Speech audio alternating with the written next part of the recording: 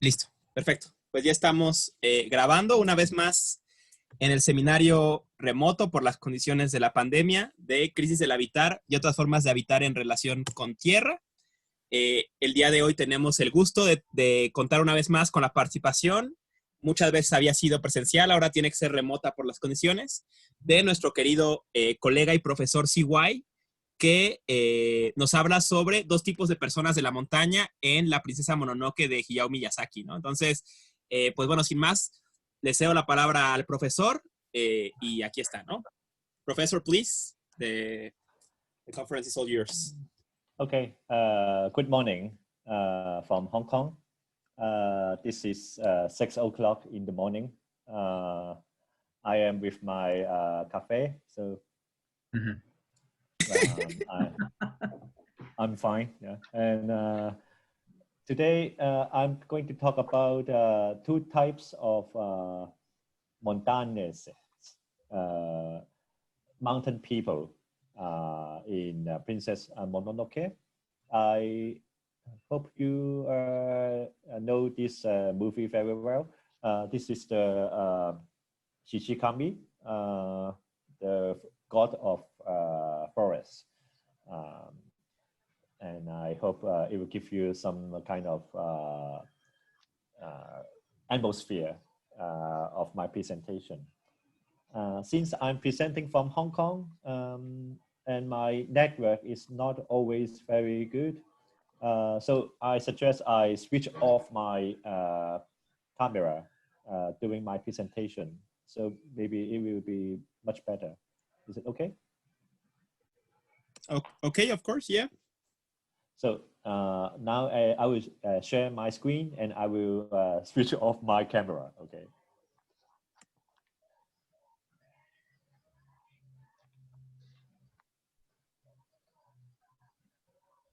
Okay.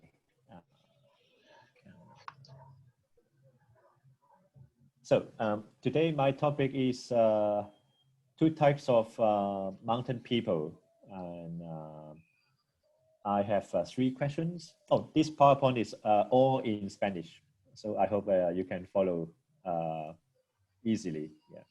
So my three questions will be: what is Japan?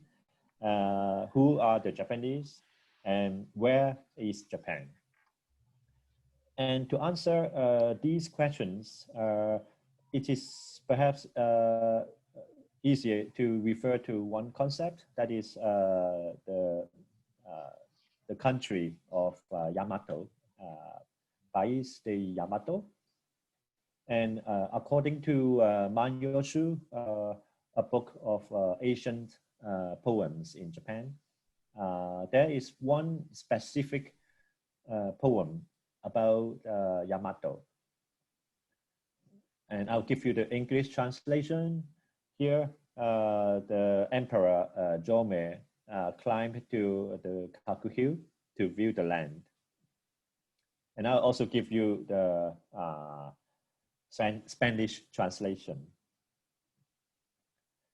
So, since there is emperor is visiting a hill or a mountain called Kagu, maybe I can ask a very simple question. What is the altitude of this mountain Kagu? What do you think? 200 meters. Okay, yeah, correct, because you know the answer. CDMX, the medium altitude is 2,250. Mount Fuji is 3,076. But this Kakuyama only has an altitude of 152 meters, which is not exactly a mountain, right? But that sums up a very important question. If we have this kind of very low mountains, maybe there are some people living in the mountains, the mountain people, right? Even though it is a mountain of 2,000 something. We expect some people to live there. For the mountain Mount Fuji, we know that there's no people living in the mountain, but there is some mountain gods. So this is important. We know there's someone living in the mountains. And we have another question. Where is this Kakuyama? Kakuyama, it is located near Osaka city. So this is Osaka, this is Kobe, this is Kansai Airport, and Nara is here. So you can see this Kagu mountain is actually very close to the major cities in the Kansai area. And this is what we call the Yamato state, Yamato city. So it is located in the Kansai area. And this is just the beginning. I would like to ask this important question. If there are some people living in the mountains, I translate mountain people as montañeses. I hope it makes sense. We need to distinguish two types of mountain people. Number one, it is about a group of young mountain people called the Yamapito. Yama is mountain, Hito. Here, Pito is the mountain people. And I would try to translate it as Pleoplios in the genus de Montana. So indigenous people of the mountain. But in other sense, if we cannot find the indigenous people, we can still imagine there are some apparition, some kind of strange thing happening in the mountain. In Japanese, we call it the yokai. So there may be some ghosts or gods or monster in the mountain. So these are all grouped in the category I will suggest as Yamapito. So please remember the first one, Yamapito. And the second one is I would call Sanmin or Sanchimin. The character is called the mountain, and also the word Tami. Min here is translated as habitants, habitantes de la montaña. That is someone who are actually living in the mountain. And by terms of living, they are not just living randomly in the mountain. I mean, they are actually living in a specific place in the mountain. So maybe we can also use the word mountain tribes, tribus de montana. So there are many different kind of tribes living in some specific region of the mountain, or in other words, they are settled in the mountain. So these are the two types of the people I would like to investigate in this presentation. And to begin with, I will suggest to read Yanagita Kunio. This is his picture. He is not a philosopher, but we call it the father of folklore studies, or in Japanese, Minzoku Gaku. So he's a folklore guide, and he is very prolific. So he has many works about Japanese culture, Japanese religion, Japanese language. And in one of his early works, he mentioned Yamapito. But of course, he could not find the real Yamapito. So what he did was to record the oral history of Yamapito. So this is his method to collect the oral history So this is his very important book in English, The Legends of Tono, or in Japanese, Tono Monogatari. This is, I think, one of his most important works about Japan. And this is a story about a place called Tono. And where is Tono? It is located in the northeast part of Japan. So this is Japan, and this is Tokyo. And Tono is like all the way up to near Morioka in Iwate Prefecture.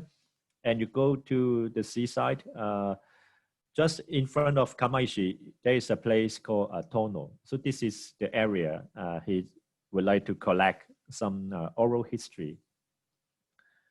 And the local people had many stories about Yamapito, the people living in the mountain. Here, I will introduce 3 words about Yamapito. One is Yama Otoko, so the mountain man. The next one is Yamame, or Yama Onna, the women of the mountain. And the third one is very scary.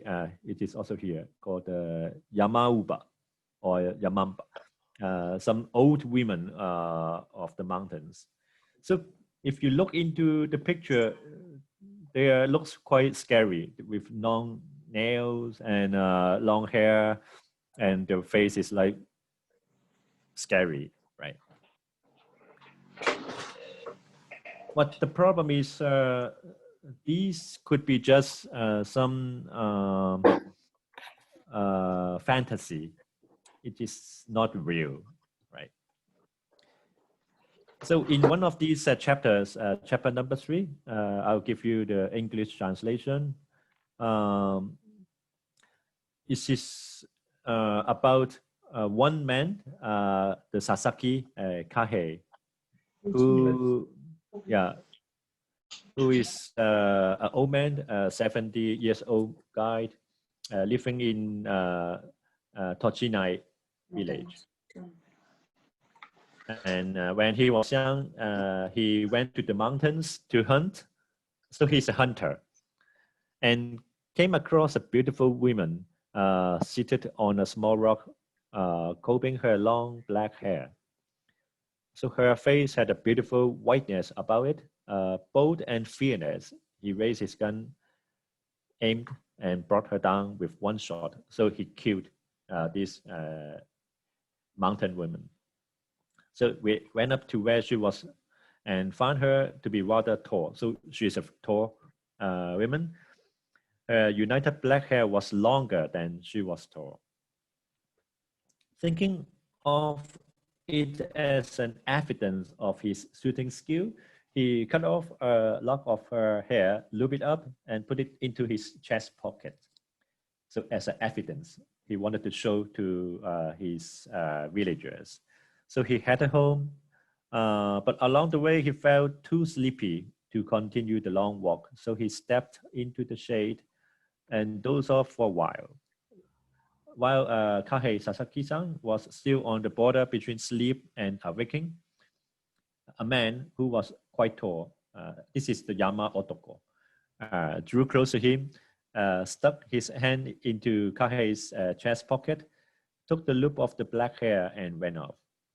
At the moment, Kahei woke up and said, "That must have been a man who lives in the mountains." So this is the Google translation of the passage I just gave to you. The last one,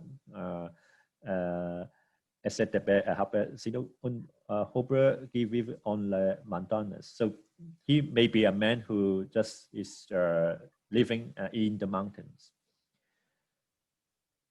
So this is one story. It sounds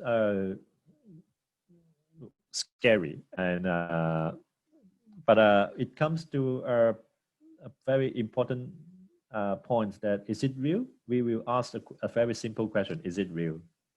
And the problem is that we don't have the evidence. Even though we believe Mr. Sasaki did not tell a lie, but the problem is that Sasaki could not get the hair of the mountain girl. So there's no evidence to support there is actually a mountain people. Well, in another chapter, chapter number 8, there is another very important keyword here. In Japanese, kami kakushi. In English, it is translated as disappear in mysterious ways. I'm not sure if we have something similar in Mexico. I hope, but I guess something may happen similarly. Yeah. So in many areas of Japan, women and children playing outside at dusk in evening often disappear in mysterious ways. So in a pleasant household at Samuto in Matsuzaki village, a young girl disappeared, leaving her strong sandals under a pear tree. One day, 30 years later, 30 years, when relatives and neighbors gathered at her house, the young girl reappeared and very old and haggard. So she became the Yama-uba, the old young mountain woman. When asked why she returned, she replied, I just wanted to come back and see everyone. Now I'm off again, farewell. Sounds like the Mexican festival of the ghosts, right? So the dead people return to the human world. Again, she disappeared without leaving a trace. On that day, the wind blew very hard. The people of Tono, even now on days when the wind roars, say that it is a day when the old woman of Sambuto is likely to return. So this is the chapter, and there is a footnote about the term kami kakushi. Kami kakushi, which refers to this phenomenon of women and children disappearing, means hidden by a kami. So kami is spirit or gods, hidden kakushi. So the women is actually hidden by the mountain god. This kami is not the kami on the inside the village, but the kami, the god in the mountain. So this divine kidnapping is said to be done by Tengu. Tengu is the long-nosed god, foxes, demons, and kami. When someone is abducted, the villagers conduct a search while beating drums and calling out the person's name. So this is a very clear explanation of the term kami kakushi. Yeah, this is the Google translation of the chapter and the translation of the footnote I just explained. I think there is a one word, there's partition, disappearance, yeah. And also this word divine, sequestro divino, divine kidnapping. So I guess you might have seen this word kami kakushi. And because this movie, I think you know it, El Viaje de Chihiro. I hope you watched that. The original Japanese title was Sen to Chihiro no Kami Kakushi. So originally, the title should be El, what is it? Divine Kidnapping of Sen and Chihiro. So I think this is quite difficult to translate kami kakushi. So I think they use the word viaje, journey. Yeah, and but it is not just a viage, but a divine kidnapping. So Sen was a kind of kidnapped, and in this, mountain. Again, this is a very important motive. They were kidnapped in the mountain village. This is her parents, right? Their parents ate a lot and become pigs, right? These all happened in a mountain village. So this is a very typical kamikakushi. And if you remember my neighbor Totoro, there is actually another very typical case of kamikakushi. So if you remember, May was trying to bring this maze, very Mexican, a maze to her mother in the hospital, but I think she was lost on her way, and the villagers were very worried, and I think the old women of the village believe May was kidnapped by the gods. So this is the kamikakushi cases. Well, fortunately, in the case of May, the cat bus brought her. So this is a very important concept, kamikakushi, divine kidnapping. And these are very important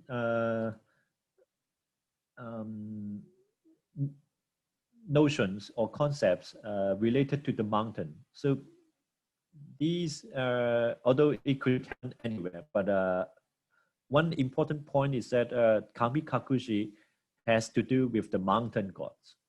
So the Tengu, the fox, and kami, they are actually the mountain gods, the mountain people, the mountain spirit who kidnapped some people in the village. Right?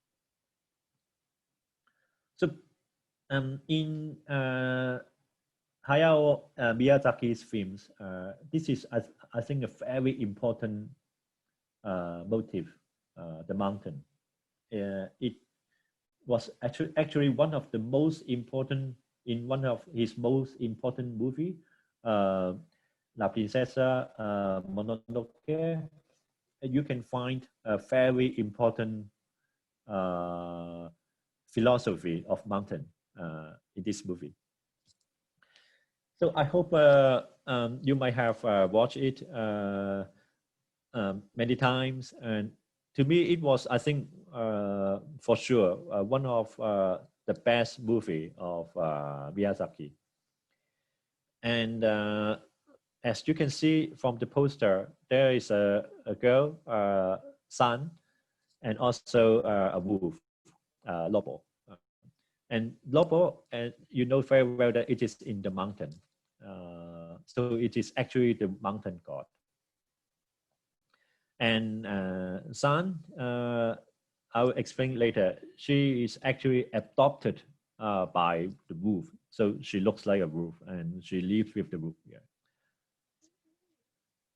So this movie is related to, I think, an epic story of people killing the god of forest, Dios de Bosque. So people kill this god. And why people have to kill this god was the major problem. And it was a very complicated story. It is about the mountain god and the wolf community, including San, who would like to help the god.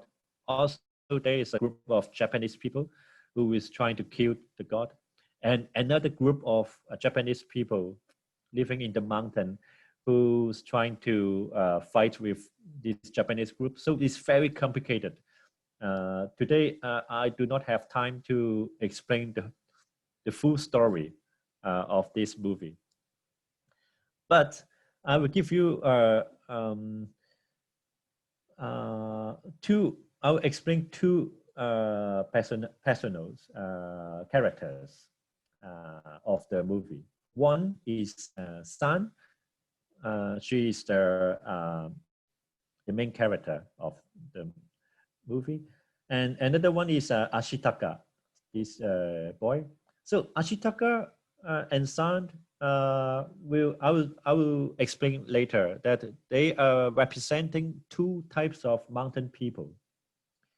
San is actually a Yamapito, and Ashitaka is actually a kind of Sanchimin, inhabitants of mountains. Ashitaka. And Mononoke Hime, the Princess Mononoke is not a simple people living in the mountain. She is already something between animal, the wolf, and the people. So she is very special. She could be understood as a kind of Yamapito. So let's see the explanation of San and from the Wikipedia. She is adopted by the Diosa Lopo. So this is a very good Spanish translation. Diosa Lopo means actually the wolf god, right? So here the wolf is not just a wild animal. The wolf here is actually a god. And she is adopted by the wolf god, and she is trying to fight with the wolf against the human being. But one important concept is missing here. Why she is called the Mononoke? I think even in the Spanish translation, Mononoke was untranslated. So actually, what is Mononoke? Mononoke, according to this English Wikipedia, I translate this into Spanish for you. It is about some onyo. Onyo means a very bad spirit, or shirio, the spirit of the death, or ikilio, the spirit of the living people. So these Mononoke actually were regarded as a kind of spirit. It can be found in classical Japanese literature and popular religion, etc. And they are referred as yokai or henge, seres, cambiados. And this is important. Mononoke is not a real existence. So they do not exist in reality, but they are just the product of imagination. So the key point is that we never seen, usually we will never be able to see a Mononoke. It is not in reality. It is from a kind of imagination. So it is not real. But we have, since it is not real, we could only know Mononoke through some, for example, oral history or folk religion. But with folk religion and oral history, that means we still have some stories about it. We don't have the empirical evidence of this Yamapito Mononoke, but we do have a lot of folklore evidence, folklore stories narratives about the Mononoke. So if San is a kind of Yamapito, a kind of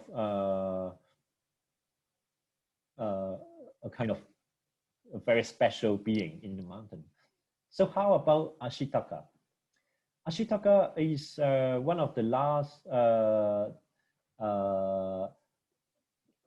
group principle of the tribe Emishi. There is a tribe called Emishi. His company is Yaku. Yaku is a kind of a mountain goat, Rojo. Yeah. So here we face another untranslated word called the Emishi. So what is Emishi? So this tribe is actually a historical group. So it is not by imagination. Emishi was a tribe actually destroyed by the Yamato Emperor. It was an indigenous group of people living in the northeast part of Japan. So Emishi was used in Japan sometimes as this word hairy man for some inhabitants of the northern part of Honshu, and especially in some part in Tohoku region. So this is from the Yamato perspective. And if you see from the Yamato in the Kansai area, so I just show you this map of Kaguyama. Yamato is in Kansai, the west part of Japan. They were the power. They become the nation of Japan. And this group of Yamato actually destroyed the Emishi tribes.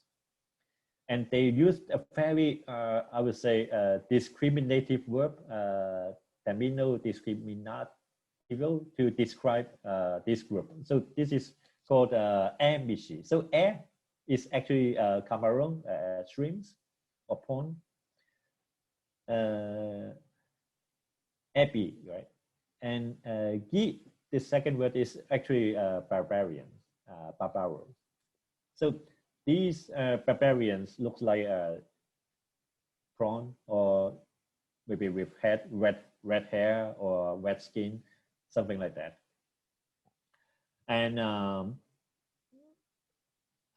Ashitaka was one of the last people of the Emishi tribe. And Emishi actually was, I would say, a tribe living in the mountains. So these Emishis are not the people living in the village. They are hunters. They are hunter-gatherers. So I will categorize Emishi people as Shanchimin. I just show you two types of mountain people. Emishi belongs to the second type. Emishi is a tribe in the mountain. And last year, I gave you this presentation about Ainu in Unam. And actually, there are many research about the relationship between Emishi and Ainu. So you may recollect one important pieces I introduced to you last year. Ainu is the only indigenous people officially recognized in Japan. So last year we had this discussion about what we can learn from these Ainu people. But since Ainu and Emishi have many similarities, so some scholars would like to argue that they are almost the same. So the lost Emishi, Song, Ainu.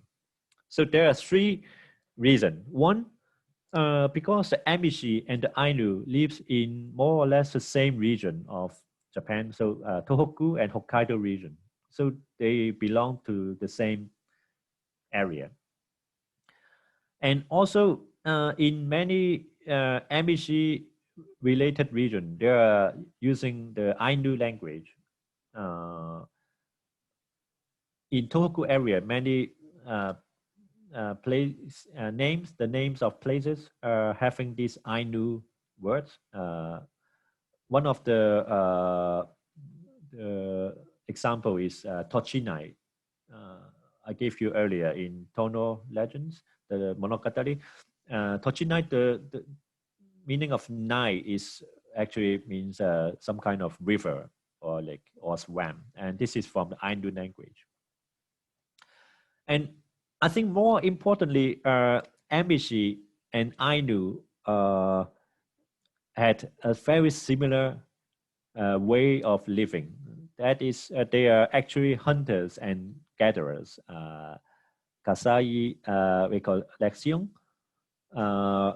So these are not agricultural people. They do a lot of hunting and gathering. And this is one of the key words of the mountain people. These are the hunters. And last year, I gave you the story of Iomante, the hunting of and the worship of bears, right? For the Ainu people, I hope you remember this ceremony of killing an adult bear, and then you raise up the pup, the small bear in your village for the Ainus, right? So they live with the bear in the Ainu village, and for the case of Amishi or for the case of Princess Mononoke, I will give you another very important symbol of hunting. That is the case of wolf,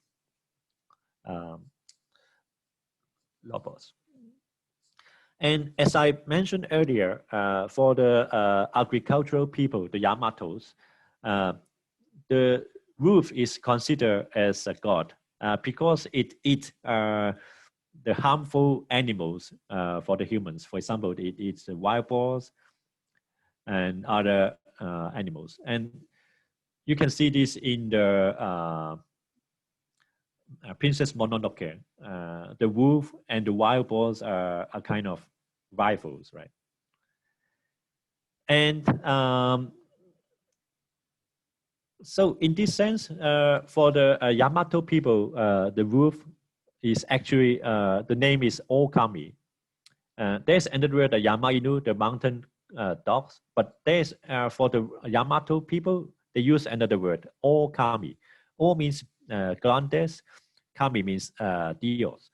So the wolf is regarded as the grandes Dios for the Japanese Yamato people. If you are the agricultural people, it is normal to worship a god that will protect you from the wild boars. However, for the hunter-gatherers, the lobos is not a god because the lobos are very dangerous. It is one of the most dangerous predator in the mountain. So the lobos will be killed without any mercy. And I think it is the same for many places in the world. The wolves are killed by people. And in Japan, the mountain of God, wolf, disappeared after the 23rd of January, 1905. And in other words, the wolf in Japan is said extinct, yeah. I hope you can still have some wolf in Mexico, but in Japan, it's all gone. Yeah. So the people actually killed the mountain god. In the story of Princess Mononoke, they killed a god, the Shishikami, the forest god. But in reality, they actually killed the Okami. They killed the grandes dios. This is in reality. Yeah. So let's go back to Yanagita. Yanagita Kunio is a very important thinker. He visited the southern part of Japan in 1908. So he went to another rather rural area in Japan, and in these areas, of course, he could not find the wolf, because the last time we seen a wolf was 1905. So 1908, there's no chance he could see a wolf. And did he see a Yamapito? Of course, no chance, because Yamapito only exists in oral history, in folk religion. But when he visited this village called Shiba village in Miyazaki Prefecture, here in the middle of Kyushu, he actually discovered an utopia. This is important. And according to Yanagita, in the mountain, people of the mountain, they are actually having this ideal socialism. They have this equal share of properties, and it is in the mountain, but this is actually a realization of utopia. So why he was so impressed with the mountain villagers? And the reason is that this mountain area keeps a way of living of the mountains as their daily practice. That is, there are actually many hunters and gatherers in this mountain area, in the Shiba village. And it is a very important place. So I myself visited this village in 2016. Maybe you remember 2016, there was a huge earthquake in Kumamoto. So Kumamoto is just like here. So there's an earthquake here. So after the earthquake, I went to see the situation in Kumamoto, and then I took another way to all the way go to the Shiba village to see what is so interesting in this village. Why it is a utopia? Why there is an utopia in the middle of nowhere in the mountain? Because utopia, by definition, is good place but no place. It should not exist. But Yanagita Kunio argues that you can find a utopia in the mountain. So I visited this Shiba village, and I realized that they have this profound hunting culture. So they are hunting here very clearly. They are hunting wild boar, and they will hang this wild boar on during the New Year. So usually for the Japanese people, they use the rice cake to celebrate the New Year. So they are the rice eating people, right? But in the mountain areas, they celebrate the New Year with, of course, the wild pig, wild boar. And there are many hunters here. So he is a hunter. There are still about 100 hunters living in the village. And there are some exhibition about Yanagita Kunio, and in this village, it is called the lugar de nacimiento de folklore japonés. So this is where Japanese folklore study began. So until now, I gave you the story of Princess Mononoke and Yanagita Kunio. But I think the relationship is not clear. So we need a philosopher to try to make sense of what is happening here. And here comes a philosopher called Karatani Kojin. I think you may have known this guy because he's very famous as a left-wing contemporary philosopher. He's very well known. I translated one of his article in this book, Yu Dolong. Yu Dolong, I would translate it as theory of mobility. The subtitle is actually Yamakita Kunio and the Mountain People. So he's trying to philosophize on the mountain people. And in this article, two types of mobility, I give you the text here. According to Kanatani Kojin, he regarded Yanagita Kunio as a thinker in Japan who drew attention to nomads. Here, the nomad doesn't mean nomads in the desert, but the nomads in the mountain. He examined various types of nomads since his early years, and importantly, he distinguished two types of mobility. And some translated as nomadity,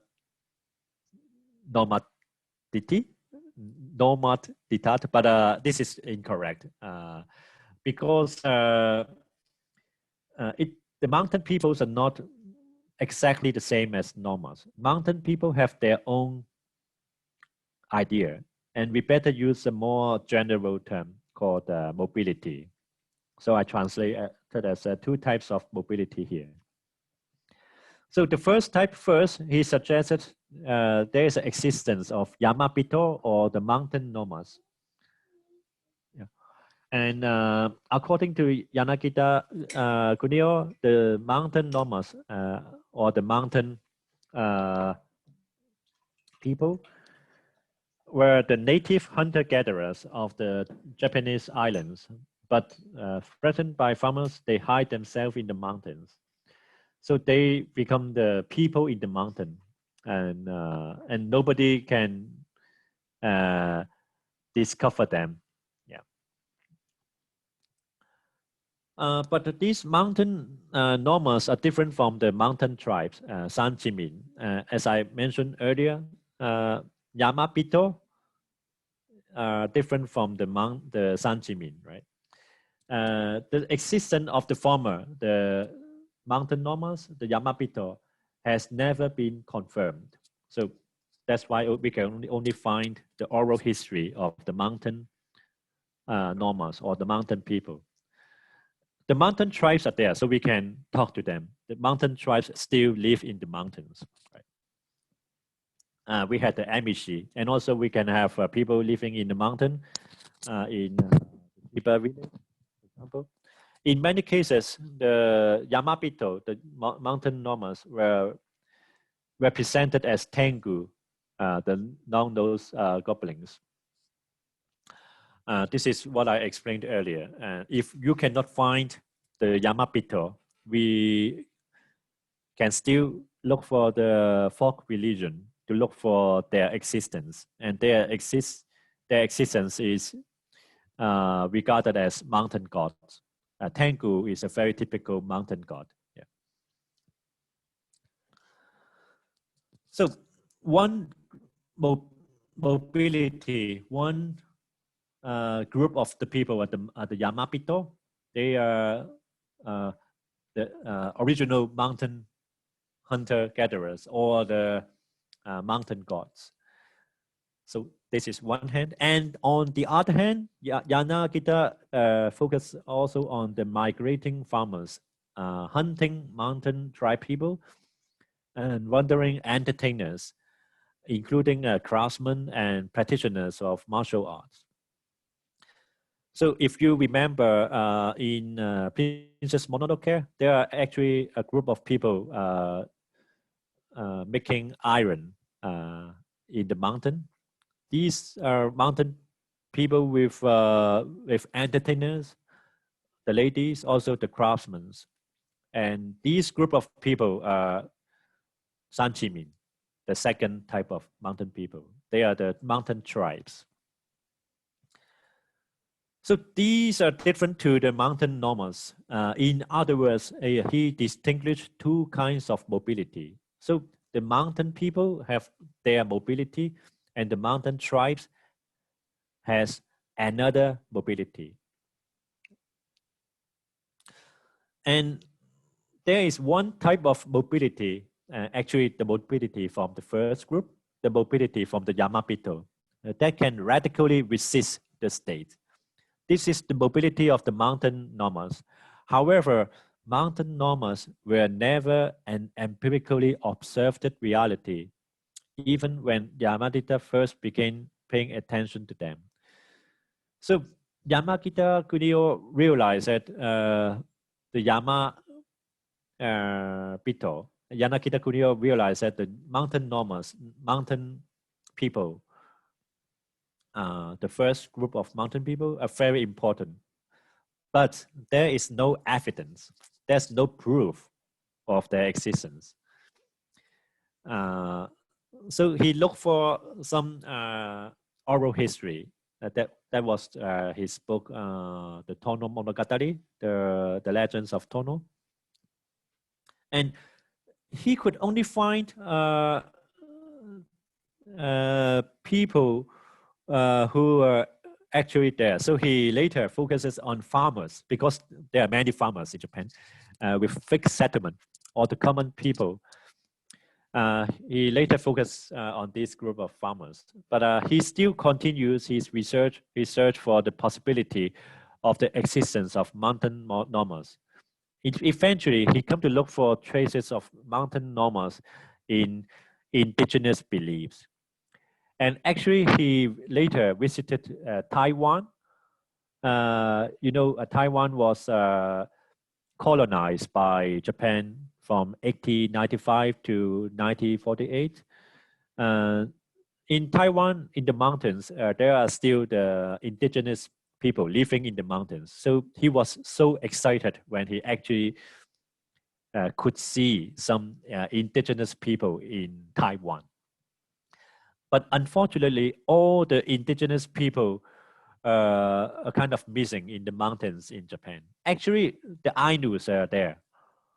But Ainu are not exactly mountain people, because Ainu also live near the sea, near the river, on the plain. So Ainu is not exactly a mountain tribe. And in Taiwan, we have this specific mountain indigenous groups. For example, the Taloko tribes. And there are many mountain tribes in Taiwan. But these mountain tribes are different to the mountain people, because mountain tribes are still having some kind of different mobility. Yeah. So this is important. According to Yanagita, the indigenous belief of the Japanese formed prior to Japanese to rice cultivation at the time Japan or the Japanese had not yet come to existence. That is to say, the indigenous belief were not limited to the Japanese. Its form is most Asian, but it's at the same time futuristic. In other words, Yanagita was attempting to look for the mode of exchange D. And if you're familiar with the Kalatani Kojin's philosophy. He, as a Marxist thinker, he's trying to shift Marxist classic notion of the mode of production to this new understanding called the mode of exchange. And you can find this in this article, Kalatani, Introduction a la Teoría de los modos de intercambio. So in Spanish, it is translated as modos de intercambio, modes of exchange. And you can find this text here, kojinkalatani.com, blah, blah, blah. And here, he distinguished 4 types of modes of exchange. A is the reciprocity. B is submission and protection. C is the exchange of the merchants. And D, this is the reciprocity of the liberty. So this is ideal. This is what we should look for in the utopia. And utopia, by definition, is a place, the good place, but not exist. But in the mountain people, in their mobility, we can have some new insight into this idea. So let's go through the 4 types. A is the reciprocity. So the characteristic is it is equal but not free. And for example, we are changing the gifts with friends. So if I give you a gift to you, usually you will also give a gift to me. So it is a practice of give and take. And the next one is submission and protection. So this is by definition not equal and not free. For example, you pay tax to the state. It is not equal because you pay a lot, but you get very little. And it is not free because you are forced to pay the tax. Right? Back to 8. If you change friends, if you exchange gift with friends, it is not free because it is an obligation, but it is almost like equal. So you want to have equality in this gift, right? We don't want the other side to have inequality in the gifts, right? And for number 3, the third type, the merchants for the goods. In the capitalistic world, we all know that it is free because you can choose to buy or not to buy. But of course, we know very well that it is not equal. And I'll give you an example, education. Okay, one moment.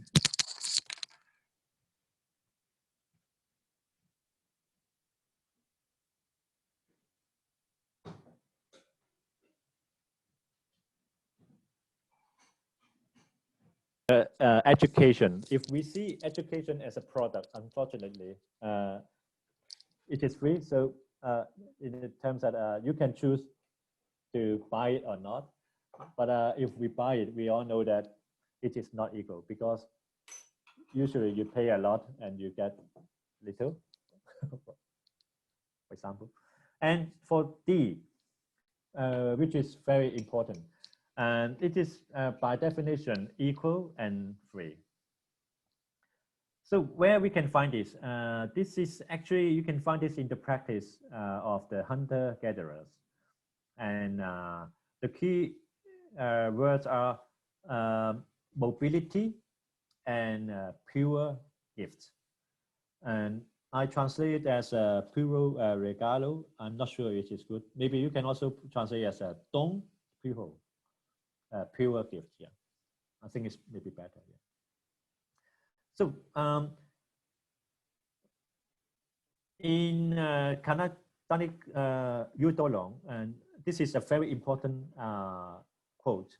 So the hunters and gatherers will distribute the prey to all the people, even to those who did not participate in the hunting, or even to the guests, right? So even to the strangers, I think in other words, you give one piece of meat to a stranger, even to those who are not your friends, or even to those who are not participating in the hunting. Because for the hunter-gatherers, this is their kind of, they are living in, they have their own mobility because they are not settled. They are not living constantly in one settled place. Still, they have no way to store their properties.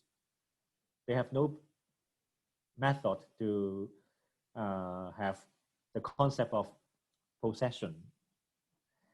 So for the mountain people, they have these ideas of giving their possession to people uniformly, equally. Yeah. And this is their way of living. For the mountain people, they will use this, they will have, because of this mobility, they try to give pure gift. In this pure gift, they don't expect return. They don't expect reciprocity. This is important. Yeah. So that comes to my conclusion. I think I have presented, this is the conclusion. I think this is clear. In Princess Mononoke, we can find two types of characters, two characters. San, who is adopted by the wolf. So she is almost like a mountain people, Yamapito. And Ashitaka is actually a tribe, mountain tribe, the Amishi people. So they are very different. Why they are different? Because according to Yanagita Kunio, they are two different kinds of mountain people. For San, she is a Yamapito, a mountain lady in her case. And for Ashitaka, he is Amishi people, and the Amishi people, they are hunter-gatherers, so they can be regarded as Sanchimi. And if we would try to develop one more philosophical concept, these two types of mountain people refer to two types of mobility. So we can find the mobility of the mobile hunter-gatherers, and also the mobility of the settled hunter-gatherers. And this is, I think, the summary of my presentation today. And here I have two questions to you. So do you have these two types of mountain people in Mexico? So the first type will be the Yamapito. That means that they are not real. We cannot find the real Yamapito, but there are many oral history about them, and even folk religion about them. And they are mobile. They are traveling in the mountains, not settled. And another group of mountain people will be the mountain tribes. And of course, I know that there are some mountain tribes because they exist in reality. And if we have these two types of mountain people, so can we say that there are two types of mobility in Mexico too? So the first type of mobility is the mobility of the Yamapito. They have a very profound way of giving pure gifts because they are not settled. They don't have the method to store food, etc. Yeah. And the second type of mobility is for the limited mobility of the mountain people. So they know how to store food. So they know how to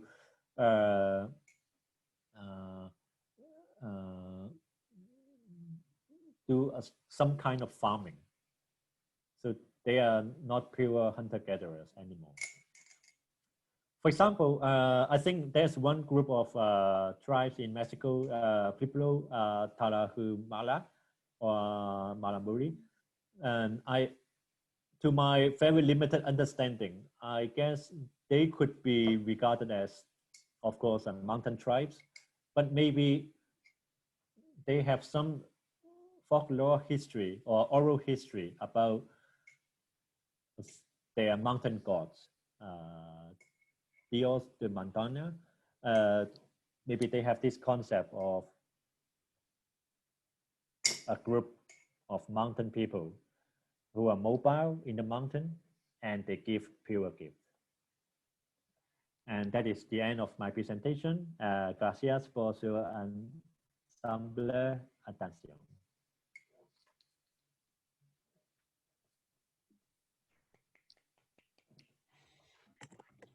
Gracias, CY. Oh, thank you very much, CY. It was great.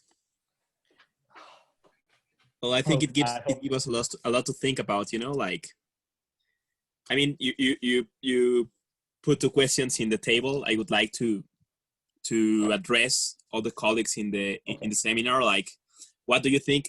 I think some stuff about it, but I would like to hear from you before, like, of this idea. Juan Felipe wants to talk. Yeah, hi, and thank you, CY, for this wonderful talk. I enjoyed it a lot, and it made so much sense with what actually happened in the movie. So it was really, really nice to see that and to learn more about all this subtext that is going on in there. So before addressing the questions that you posed, I just wanted to clarify something and to ask you if I understood correctly all this wonderful tapestry that you just made with all these concepts.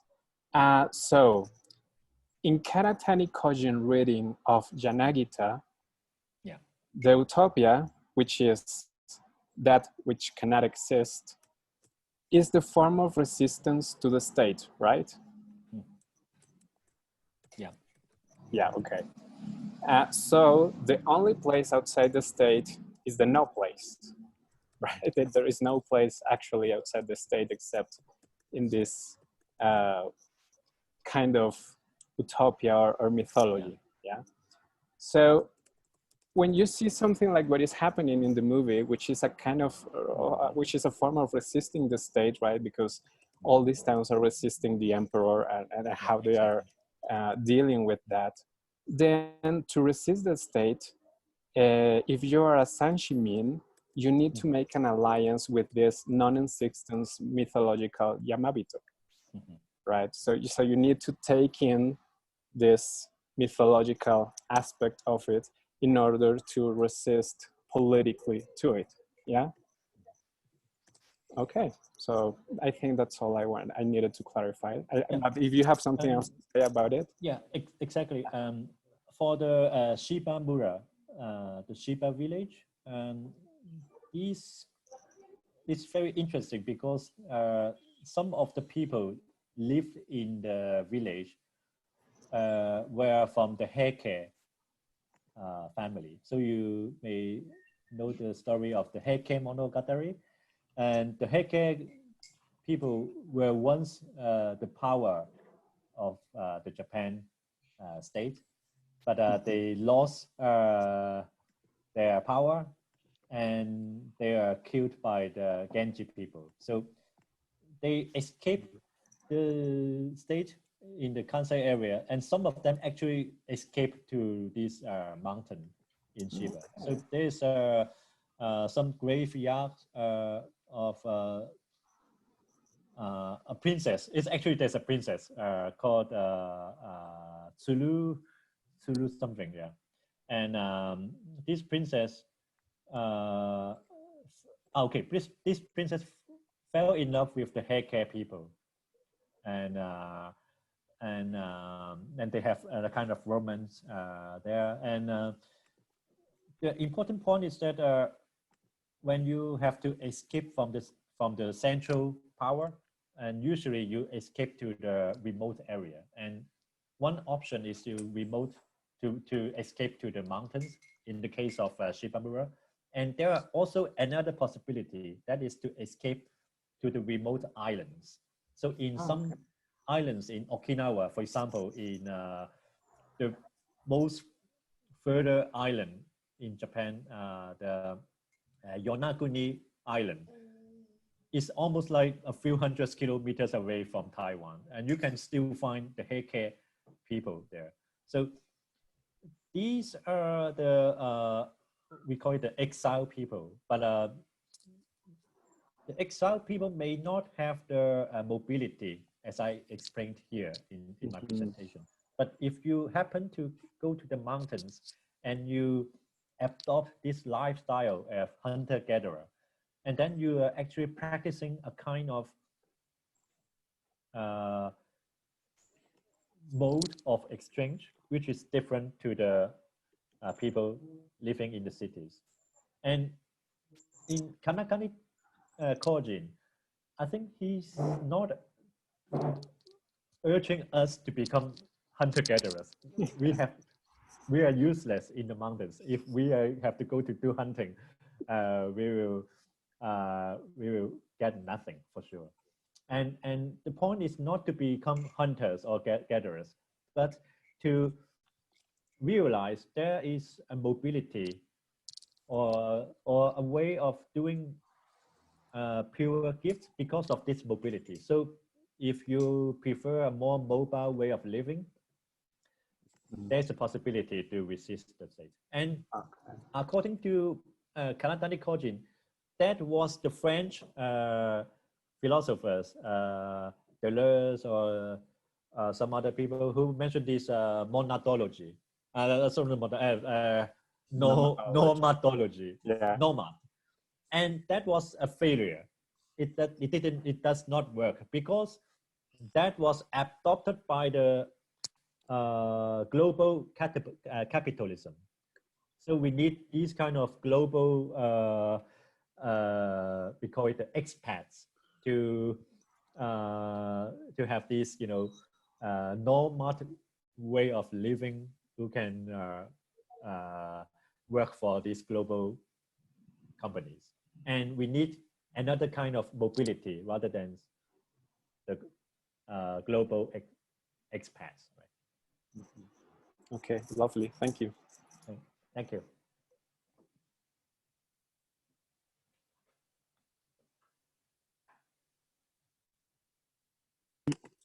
Well, if I may add something of to first of all, I would like to ask your opinion about another character in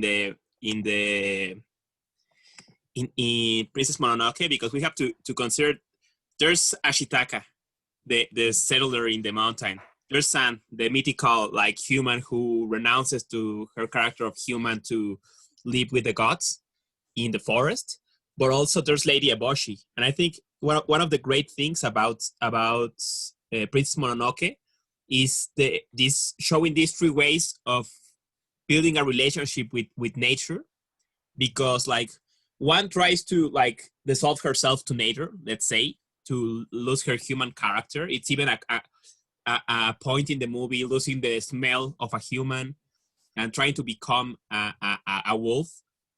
There's other people who live in a certain relationship with nature, and there's the people in the Steel City who live in a extractivistic way.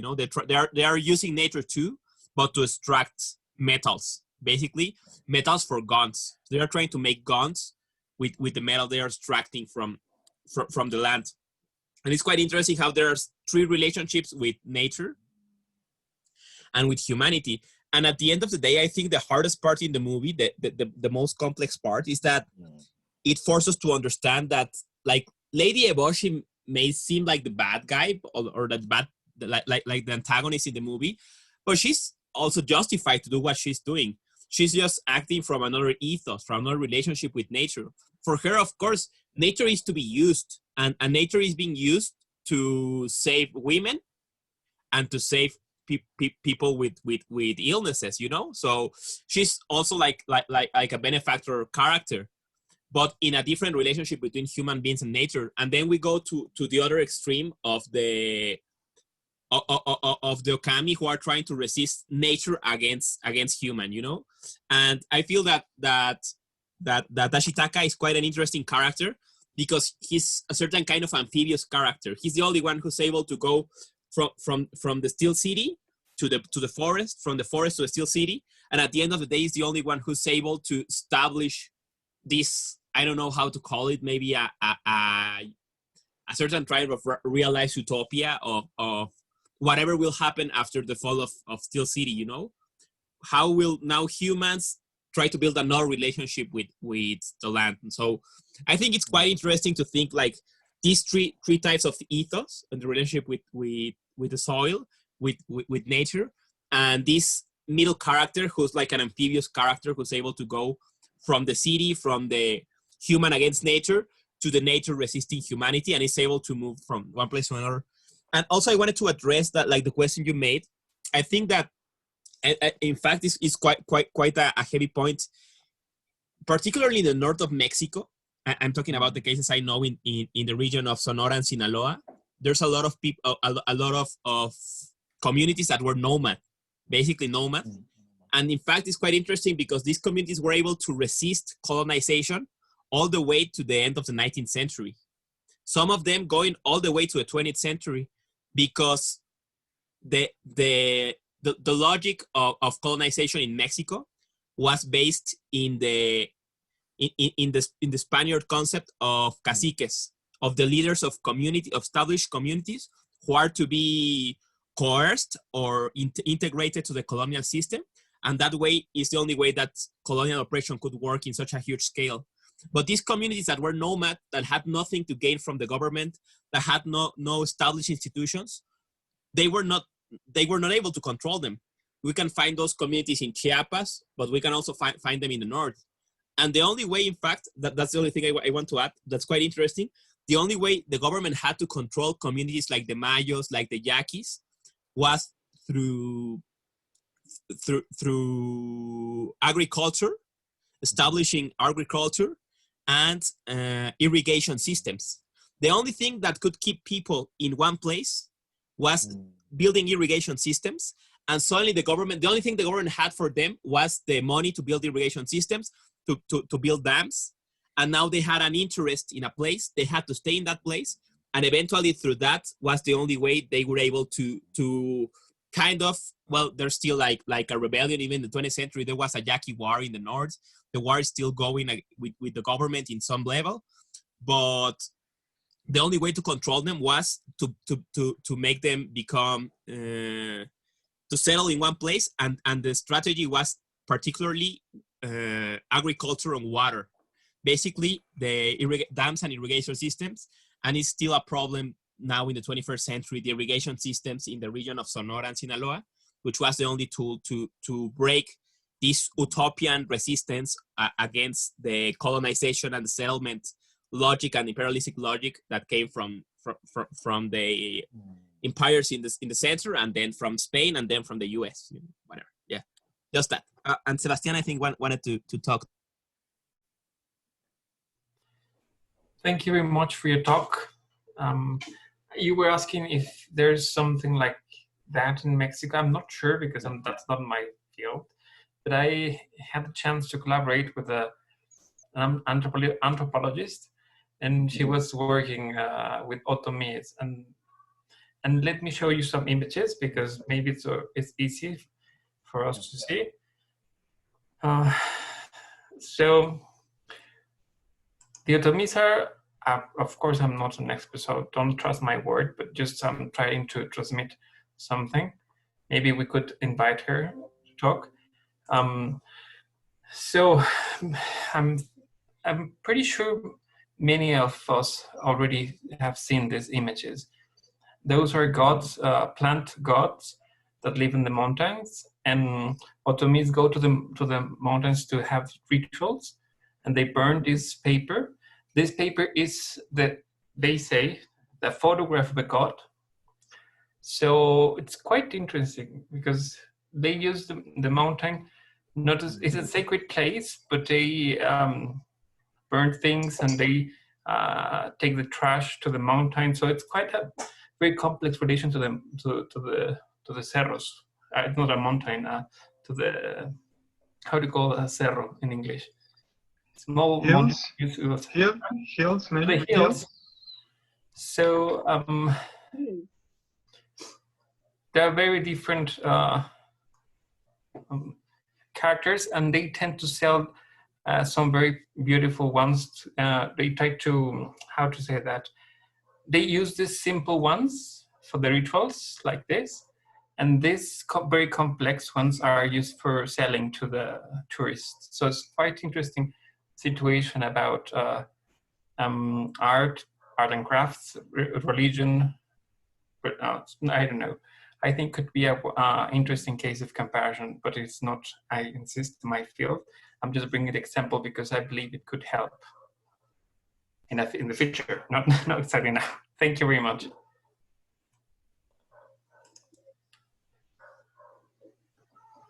Yeah, muchas gracias. Emiliano? Well, like, I mean, And, there's a lot of things to say. I don't know if someone else wants to intervene.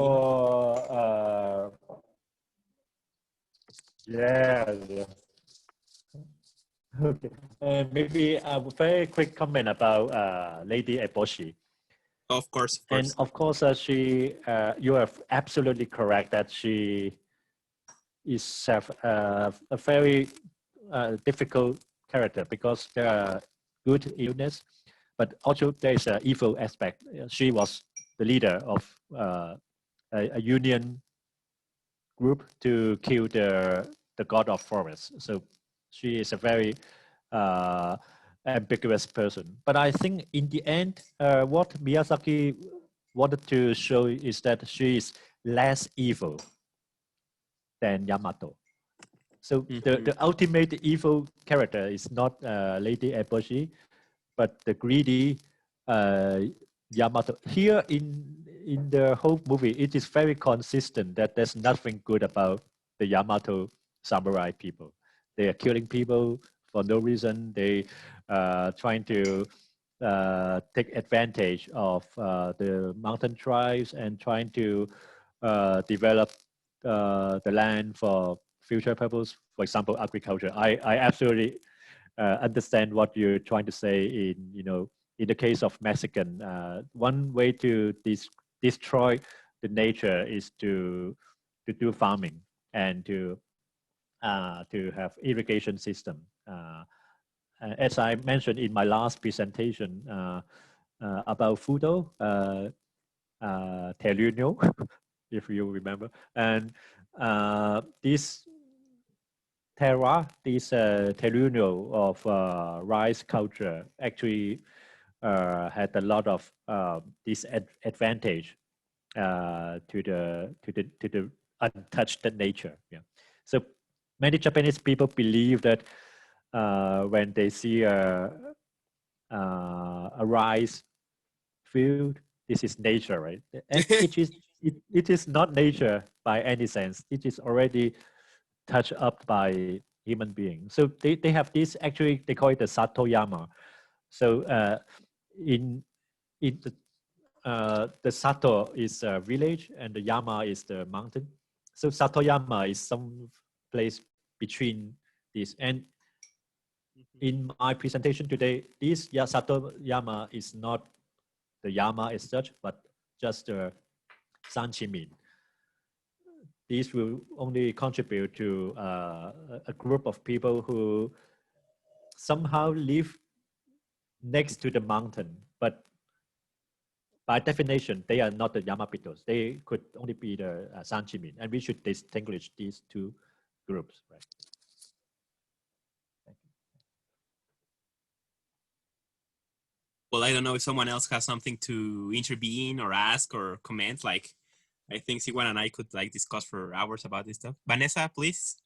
Hi. I want to ask something about the number D, where we can see there are a kind of freedom, and there are equality. And I want to ask something because when for example, in the number A, number A, we can, when we think about the offer, the free offer, when you don't offer something and someone give you back another thing, so just sometimes it's not a thing, it's maybe give you a welcome in your house or a visit. I saw in there, over there, there can be a kind of relationship, Yep. a kind of friends is over there, a kind of compromise. And it's very important to that kind of compromise to get a community. So I asked about the number T, where we can, there is a freedom and an equality, but I don't understand very good how can be a community in this kind of mobility, where, because there are in a community that don't have a place or a place where they can stay for a long time, where they can found a family, or they are all the time in move. So it's very interesting to ask about how kind of community they have, no? Because I don't know, it's in mythology, so we can ask them about that. But I don't know, it's what I think about all of this, because we can, in the movie, I can see it again for this meeting. I saw it a long time ago. I remember there are that is very important, the relationship with the nature, no, with the gods. But I don't remember how they this princess she cannot live with humans, no, because she belongs to the gods. So it's okay that she cannot live with the human if she belongs to the gods, because they can be it's necessary to be a distance, no, with the gods and humans, so they can live in ours. I don't know. That is what I was thinking about only. Is what happened in this mythology with the community, how they found it. No. Okay. I'm sorry, my English is terrific. I don't speak a long time, so I'm so sorry about the accent. I thank you for your very important question. And for this modes of exchange, and for the mode A, I think one example is, I think the typical example, I mentioned friendship, but I think the more important example in East Asia would be Confucianism. So the essence of Confucianism is actually a kind of give and take. So I treat you good, so I expect you to treat me also good. And I don't want you to do this to me, and I'm not going to do this to you. This kind of language is very common in Confucianism. And I argue this is an ethics of reciprocity. So it's like give and take, right? And which is actually not too bad, because usually this give and take is equal. So I pay 3 years of respect to parents after they pass away, because I know that as a parent, you take care of a child for 3 years. So these 3 years of mourning is actually returned to the parents who care about me for 3 years. So these 3 years are equal. And the problem, it is not free, because in Confucianism, this kind of filial piety, this kind of respect is almost like an obligation, and there's no freedom in it. And it is a kind of reciprocity, so it's very difficult to have unbalanced ways of give and take. That makes people embarrassed. And for D, it is quite different, because it is not simply friendship or parenthood. It is about, I would say, almost like a love. It is a kind of unconditional gift. We call it the pure dong puho. In this movie, Princess Mononoke, I think one element would be the love between Ashitaka and San, because these two are very different characters. But in the case of love, there is an opportunity, there's a possibility of actually giving up the life for the other. So almost like a kind of ethics of reciprocity. So it is not about reciprocity, balance, blah, blah, blah, but almost like a kind of unconditional donation, unconditional gift. And I think Kanatani Kojin actually has Christianity agape in mind, because agape is also a very typical unconditional love. But in the classic Christianity, this is a love from the God to the beings. So Kanatani Kojin is looking for a kind of agape, not from above to the down, but between everyone. So in the case of mountain people, these people care for each other, not because of a god, not because of a village government, but because there is their way of living as hunter and gatherer. They care for the others. Yeah. Okay. Perfect. Thank you very much. Thank you.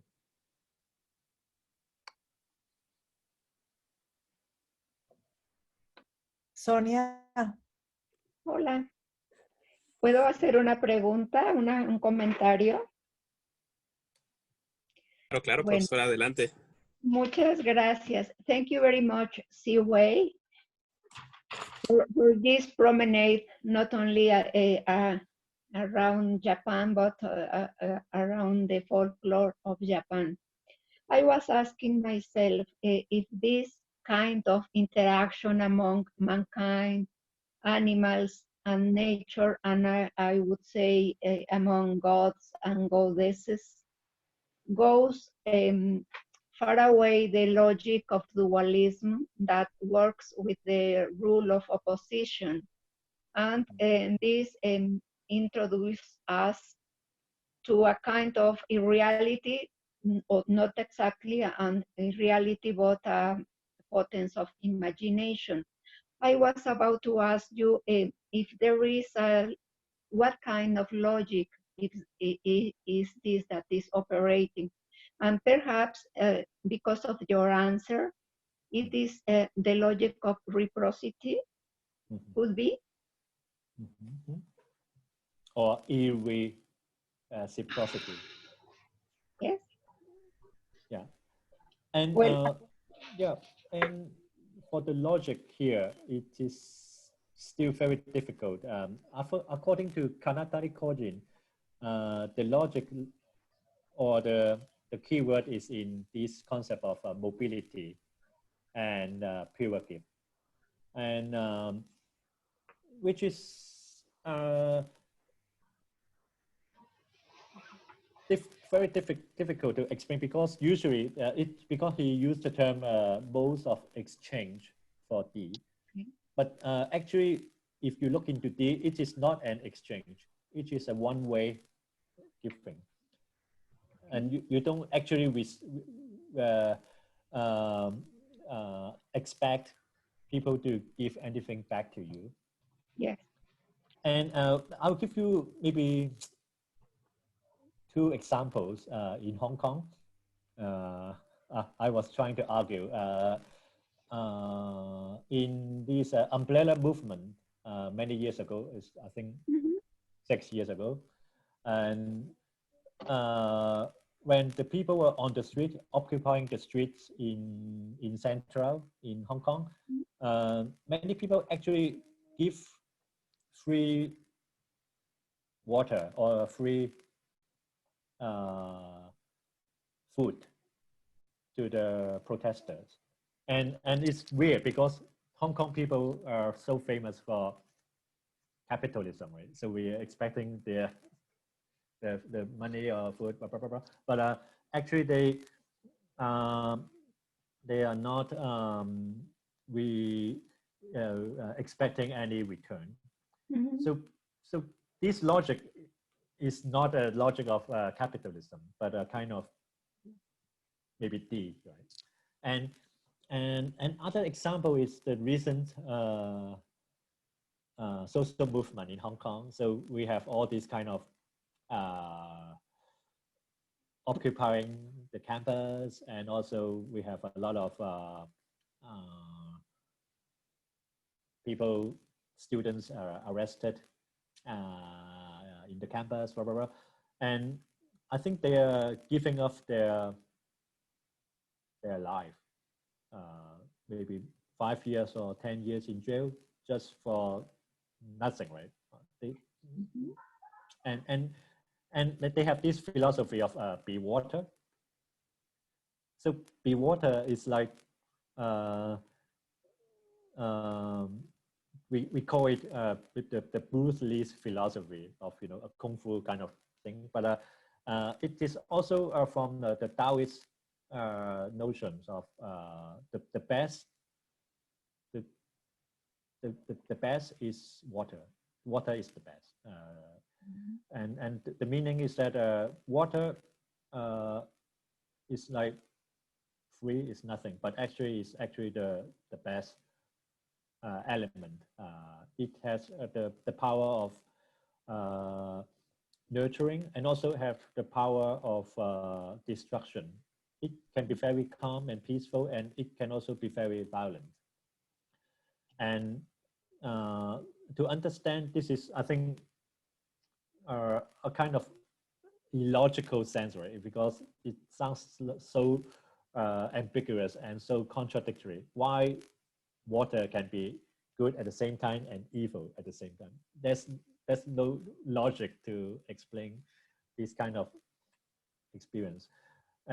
But I think exactly we need new vocabularies, new ideas to formulate this logic.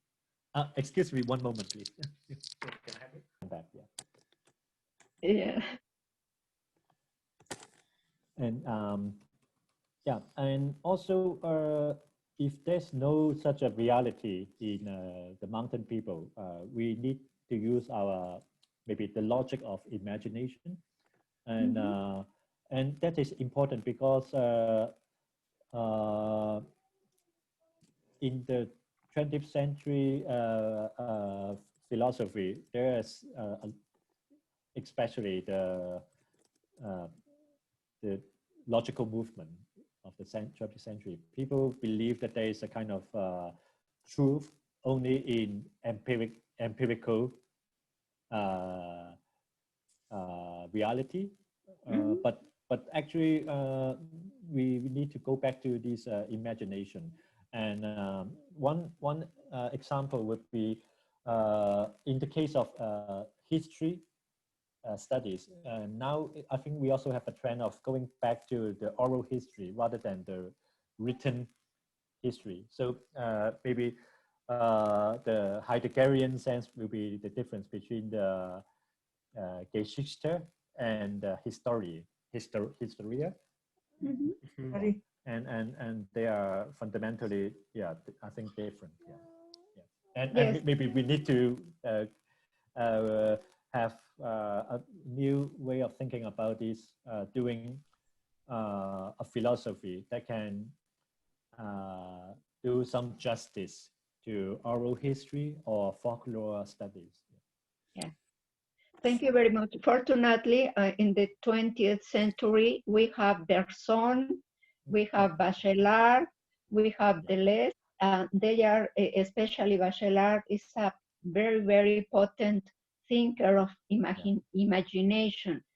Yeah. So we are not in a desert. We are happy for that. Thank you. Exactly. Yeah. CY, I would like that you can talk a little about your work in philosophy, because since your first conference in Mexico, you talk about the, for example, pilgrimage, no?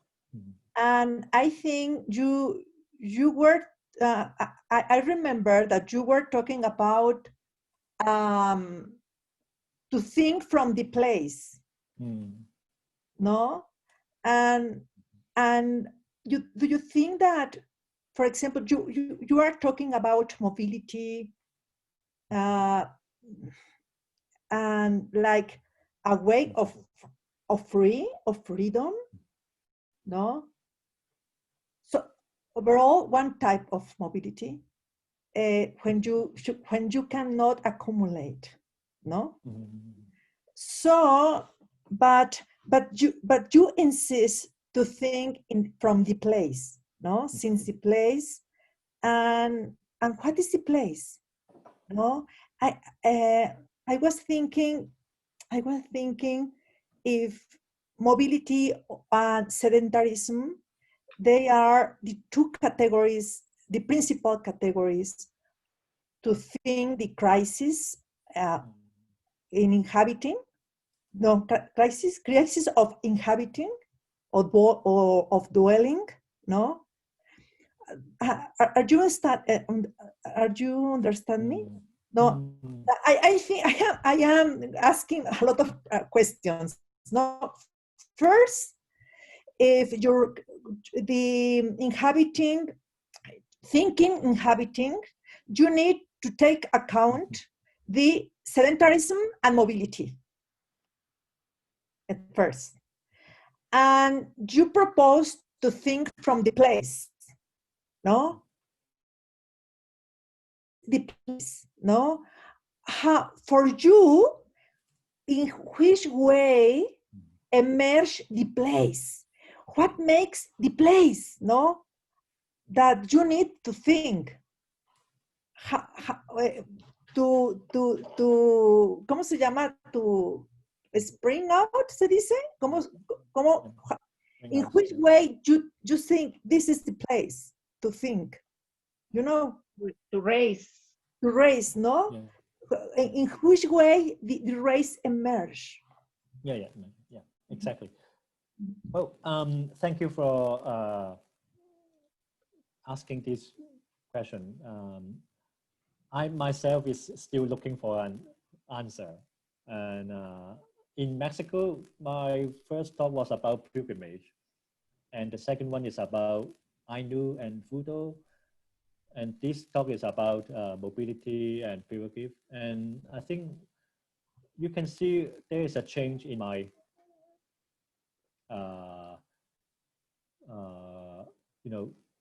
in my way of thinking, because in the beginning I thought pilgrimage is an escape of my everydayness to a special place. So this place should be special. So in the case of pilgrimage, I went to a disaster zone, the tsunami attacked place in Tohoku and Fukushima, blah blah blah. So these are disaster places. These are not everydayness of my life. And also I went to these Guadalupe, the cathedral in Mexico. So these kind of pilgrimage. Yeah, Guadalupe. These are very special place. This is not your everyday experience. So in the first few years, I thought pilgrimage is this kind of wandering, a kind of escape from your everydayness to a special area, disaster, war zone, Fukushima, Nagasaki, Hiroshima, blah, blah, blah. But now I think I myself have a kind of shift from this special place to go back to our everyday everydayness. Even in where you are living, there is always something you can explore. In the case of pandemic, we cannot do the traveling for maybe, I guess maybe for at least a year or maybe a few years. But still in your own community, there are the forgotten others. There are the forgotten people, the illness people, the ethnic minorities, all this forgotten history there. So we don't need actually a special place to do this kind of philosophy. We need to go back to, as I mentioned, we need to go back to the folklore style of research. These folklore people are not interviewing philosophers or literature people. They are interviewing normal people. From the normal people, we can learn a lot from these people. They have their philosophy. Their philosophy is never published nor written or get any appraisal, but they have their own philosophy, and I would say kind of forgotten philosophy.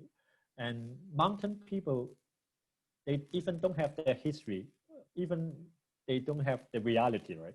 So it's difficult to imagine they have a philosophy, but by using this kind of imagination, we need to look for the philosophy from the everyday people. And I think we need to have this kind of change, because usually we are always regarded elite group of philosophers from Plato to Derrida. These are philosophers, and they have philosophy. The common peoples are not philosophers. We have this kind of hierarchy of thinking, but maybe it's time for us to change this kind of hierarchy. Yeah.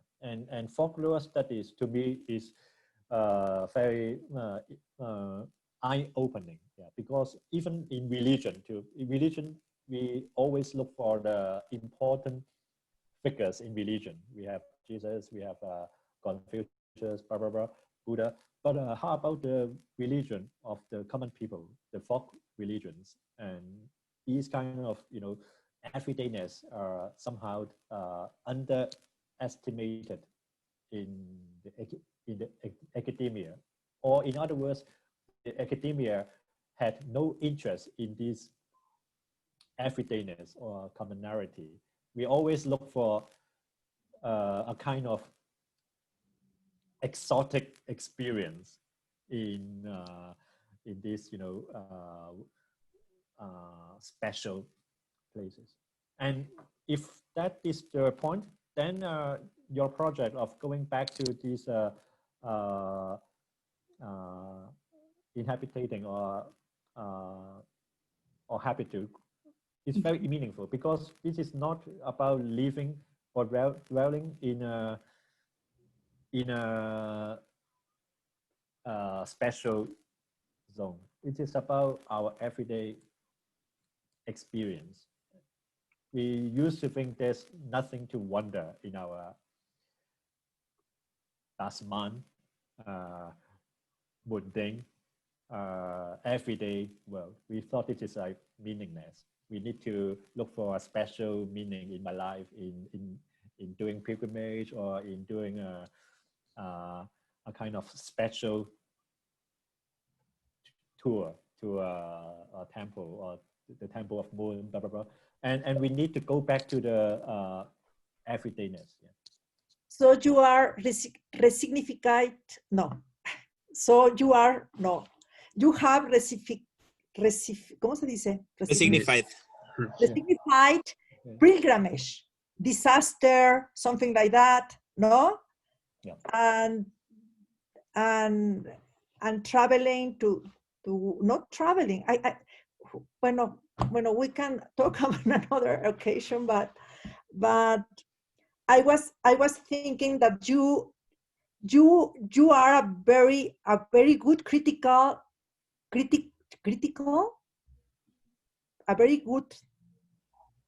a very good critique to Kant. No, the idea of cosmopolitanism and no, this kind of the ideas that universalism and something like that.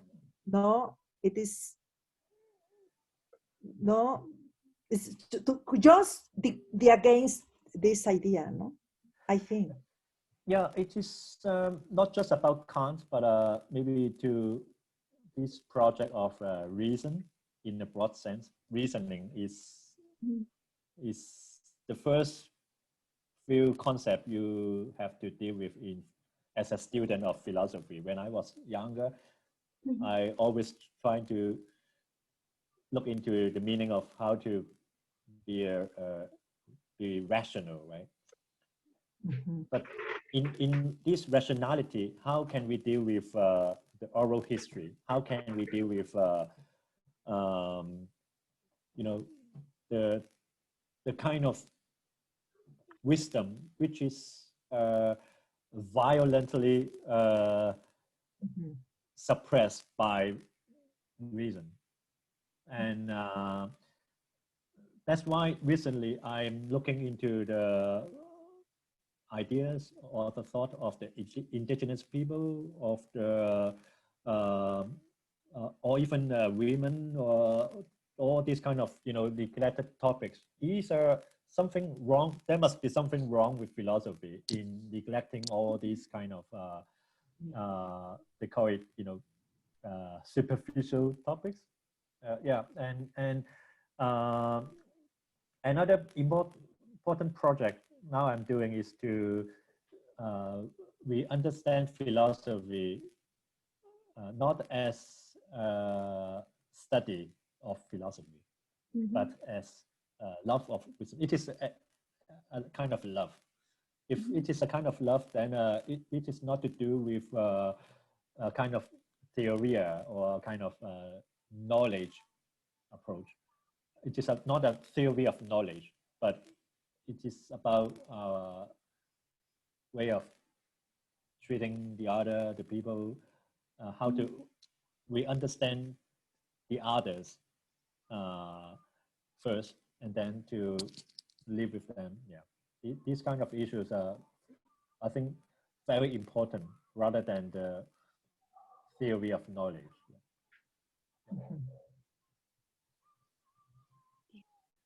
Juan Felipe. If I may, just to ask something about what you just said, because I don't know what happens when this everydayness is that which is seen from outside as the extraordinary. What happens when, for example, in this idea of pilgrimage, it is a pilgrimage and it is extraordinary for the people that is doing it eventually and that does not live there.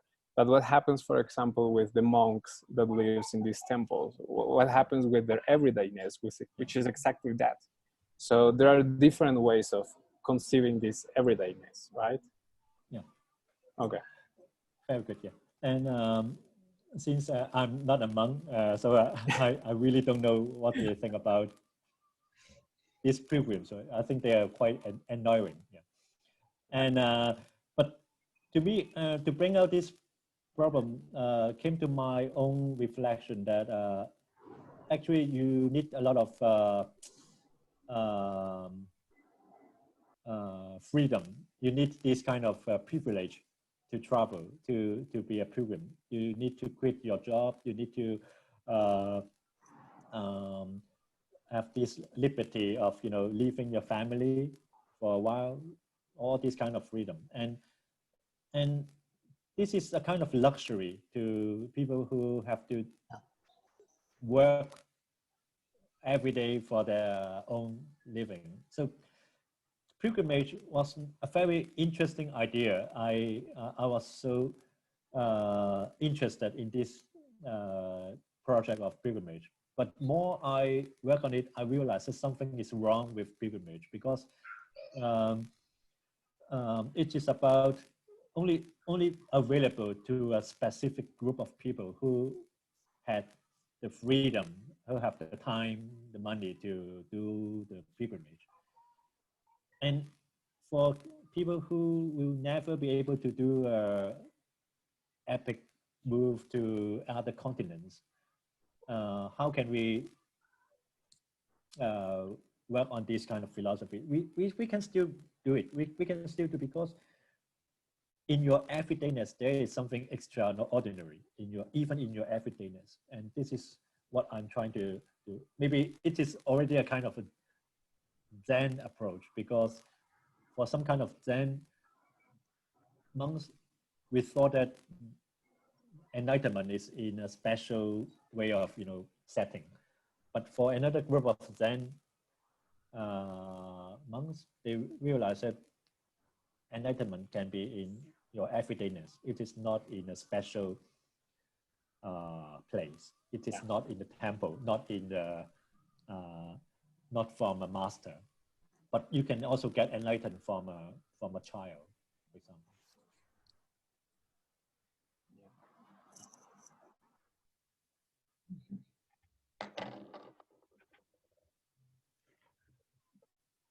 Do you have another question? Yeah. ¿Quién?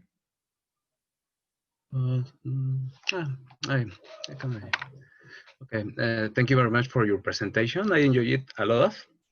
And my question is, we can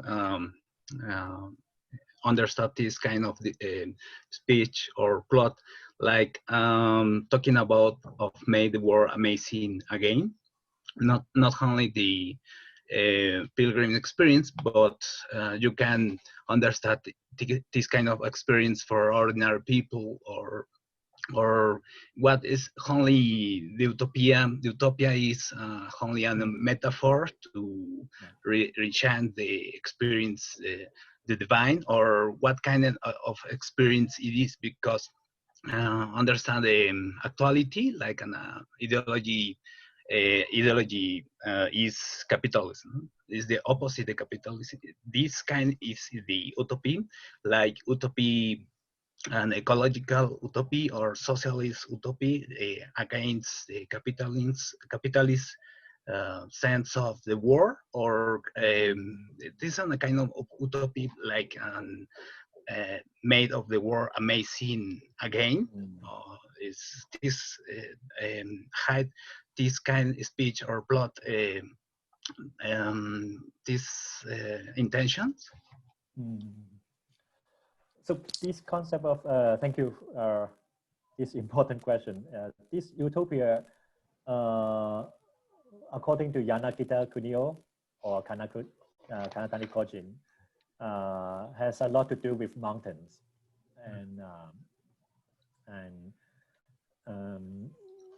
But as I mentioned in my talk, we should not believe that we can live in the mountains easily. So to live in the mountains, you need a lot of wisdom and special skills. And we live in the cities, we have lost this kind of skills.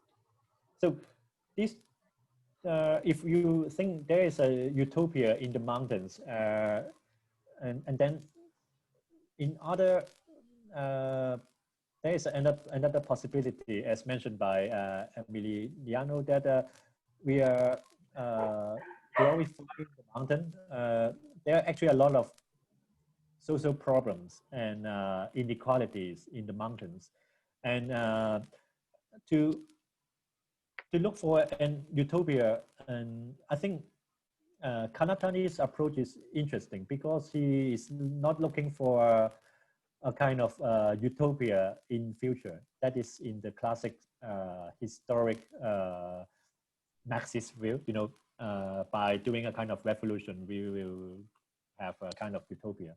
But he's using a kind of retrospective kind of way of treating utopia. So this utopia is not in the completely in the future.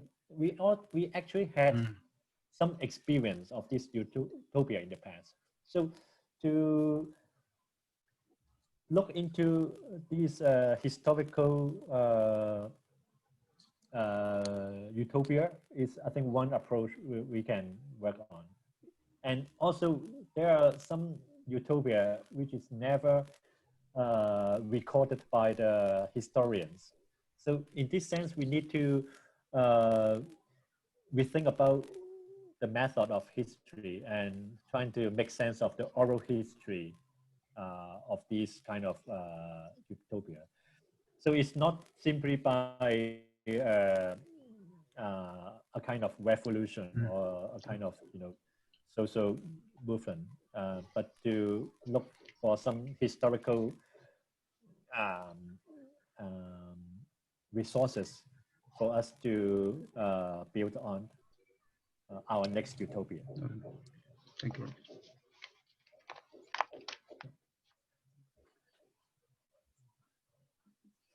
Ay, ¿dónde está?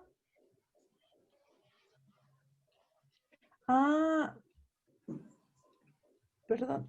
A professor from Mexico translate a book from Karatani, Transcritica. Transcritic, yeah. Yes, it's a good book for us. Do you recommend in Transcritic, there is some passage about this mobility. Yeah. So this Udolong mobility book, it has some ideas related to Transcritic. Yeah. So I strongly recommend to read Transcritic. Yeah. Ah, sí, lo tradujo Carlos Oliva. ¿Cuál es el título en castellano? Transcrítica.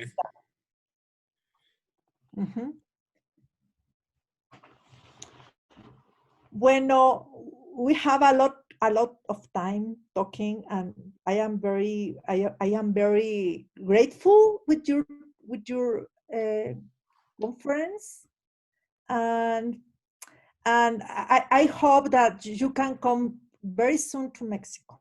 Oh yeah. No?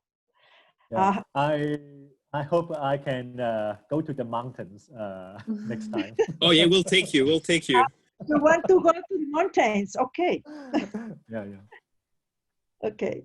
Well, thank you very much. I think it was a very good